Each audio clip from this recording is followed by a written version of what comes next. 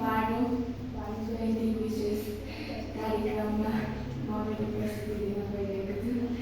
मेरो कविताको शीर्षक रहेको छ सहर। जुनेली रातको तारा जस्तै छरिएर रहेको बस्ती मस्दै पाइन्न रे कोही मरे पनि कतै भरे सहर यो धनी जतिको मात्रै जाने थिए चली परे पङ्ख फिजाए बस्ने थिए जुनी फरको समय बिताए आज सहुन्जेल उमेर जाने बग्दै डर पनि छ सहर नगई मर्जुकी बग्दै त्यो भिडमा सहरको हराउँछु कि हराएको म भित्रभित्रै डराउँछु साह्रै नराम्रो सपना देखि फटक्क पानी पिउँछु जुरुक्क उठी गाउँ जस्तो हुन्न रे सहर गुराँस फुल्दा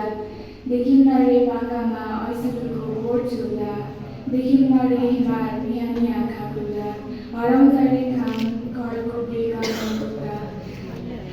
सुन्छु स्वार्थी छ रे सहरका मानिस राख्दैनन् रे खबर कहाँ गए कहाँ आए वास्ता हुँदैन रे छिमेकी